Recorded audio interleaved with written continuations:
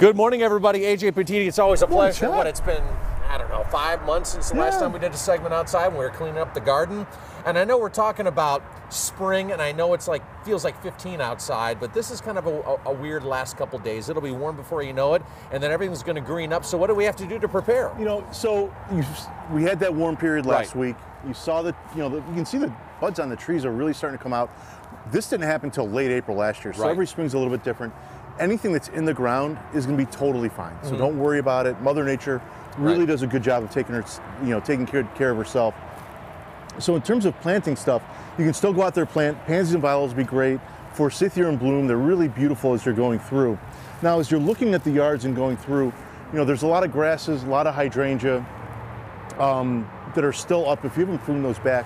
Perennials from last year, the hydrangea blossoms, the dried out ones. Before they start leafing out, the hydrangeas, you want to make sure you just clip off those blossoms. The grasses, you want to get them cut down as low to the ground as possible. Rake up the mulch too, or the stuff in the mulch? Just any kind of schmutz, just anything that's just kind of messy or kind of ugly or nasty, just kind of clean everything up and then go from there. And then we were talking earlier, with that kind of warmer temperatures that we've had and the winter that we had, the soil's actually pretty warm. So it is going to be an earlier spring in terms of the ground. So you do want to get your fertilizer down. So your step one, now if you're not planning on overseeding this year, regular step one is great with the crabgrass preventer, works beautifully. But if you are planning to overseed, if your grass is a little thin or you've got patches of your grass that you really want to take a look and fill in, whether you're using Patchmaster or using grass seed, the step one for seeding is just a godsend.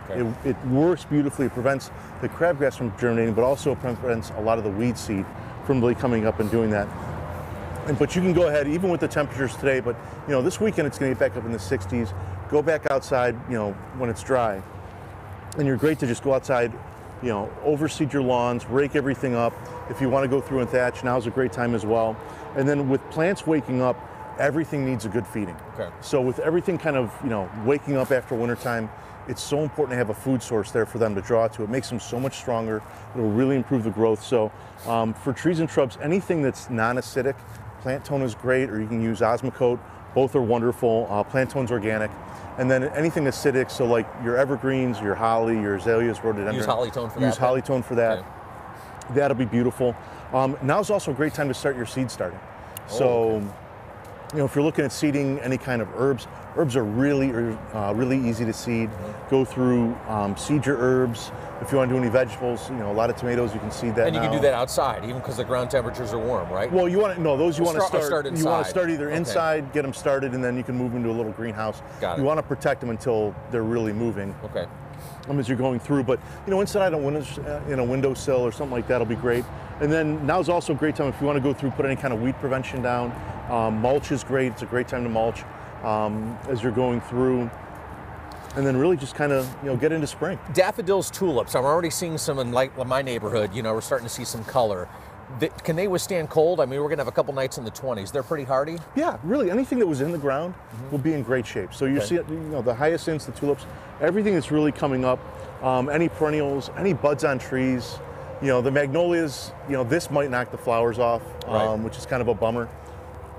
But you'll start to see, a lot of these things, especially as we get through this little cold snap. This morning's kind of a little bit extreme, but everything's really going to start waking up and really just getting outside and getting everything prepped. If you've got a garden that you didn't clean up last year, go ahead, get that cleaned up, but really just time to get everything going. What about transplanting? Okay, let's say you want to move, let's say you have, I'm making this up, a rose bush, and you're like, all right, you know what, I want to move this to a different spot. Can you transplant with the ground temperatures with the way they are, or should you wait?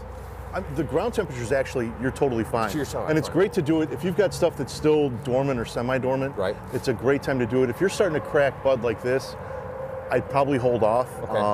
But if you've got plants, some plants break earlier than others, or some areas are colder than others. As we're closer to Lake here, you're seeing a lot more growth down south. There's a lot more that's still dormant. If it's still dormant, it's a great time to move it. You can go ahead, transplant it, and then move it. And then just when you do that, make sure you really amend the soil. Amending the soil with that is so important. Then put Biotone with it, just a good root stimulator, and that'll really help it establish, and you'll be on your way. But spring's here we are, AJ. All right, yeah, thanks again, man. Appreciate it. We'll send it back to you guys. All right. Always love this segment because we know spring is here, right? I know, right? Oh, so Even great. though it doesn't feel like it today. No, it doesn't. It doesn't. Today is still It's a cold. bit chilly.